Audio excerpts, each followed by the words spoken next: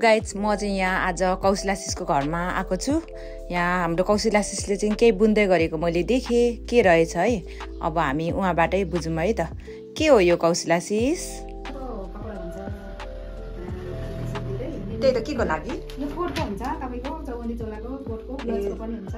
चोलो र कोटको लागि साडी र बरको चाहिँ होइन रहेछ हैन भनेपछि। चौबन्दी चोला कोट अनि ब्लाउज हुन्छ। ए घरमै बसी है आफ्नो व्यवसाय। बसी यसो टाइम पाएको बेला दिउँसो अल्छी लाग्छ यसो बसेर यसो एक दुई बुटा दिउँसो बस्यो 1 घण्टा 2 घण्टा फेरि अरू काम गरेर त्यस्तै घर बस्ने बिहान ठिक छ त, एकदम राम्रो हो। अनि यो कोट र के पो भन्नुभयो? कोट चौबन्दी चोलो कति दिनमा सकिन्छ होला एउटा कोट चौबन्दी चोलो? एउटा कोट त तपाईको 3.5 मिटर लाग्छ, जस्तै नर्मल मान्छेलाई नि लाग्छ 10-12 दिनै लाग्छ। मलाई चाहिँ अब छिटो बुन्नेहरुले त छिटो नै बुन्नुहुन्छ, मलाई चाहिँ निकै दिन लाग्छ।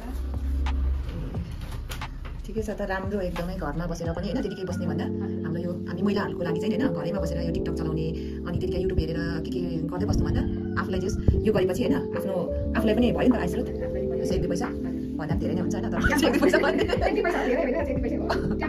राम्रो हो एकदमै। अनि हाम्रो अरू दिदीबहिनीहरूले पनि यसरी घरमै बसेर भए पनि केही काम गर्न सक्नुहुन्छ। हाम्रो कौशिलाशिषले एक्जाम्पल देखाइहाल्नु भएको छ यहाँ। यसरी उहाँले घरै बसी पनि यसको बुट्टा धेरै हुन्छ भनेपछि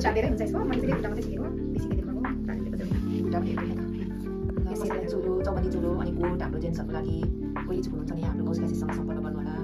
त्यस राम्रै बुन्नु रहेछ, राम्रै छ। एउटा कोटलाई कति पर्छ? एउटा कोटलाई मिटरको हिसाबले हुन्छ, 3.5 मिटर लाग्छ दिदी। मिटरको हिसाबले हुन्छ, धेरै लाग्दैन। 3035 त्यतिमा आउँछ एउटा कोट। अनि चौबन्दी चोलो त 1 मिटरदेखि 1.5 मिटरसम्म लाग्छ। अनि मोटोलाई 2 मिटर लाग्छ, नभए 1.5 मिटर हुन्छ। 1.5 मिटर जति हुन्छ त्यति लाग्दैन। पैसा चाहिँ कति लाग्छ? चोलो त 1-2 हजारमा भइहाल्छ। चोलो चाहिँ 1-2 हजारमा भइहाल्छ।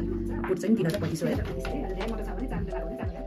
ठिकै छ त, यो अब डेली युजको लागि हैन। तपाईको यो खुट्टालाई 1300-1400 मिटरले बेच्छ। अनि मैले चाहिँ अब आउनु कौशिलाशिषलाई धन्यवाद है। यसरी नै कोट चौबन्दी चोलो राम्रो बुन्दै जानु होला है त। अनि यही डाइरेक्ट आयो भने चाहिँ बरु हैन सस्तो पनि पाउँछ है। ल धन्यवाद हाम्रो कौशिलाशिषलाई। आज यो मेरो ब्लगमा यसरी शब्द बोलिदिनु भयो। राम्रो छ, राम्रो गर्दै जानु होला, धेरै प्रगति गर्नु होला। कोट चोलोको व्यापार गरेर घरै बसी एकदमै राम्रो हो यो। ओके दिदी, थ्यांक यू दिदी।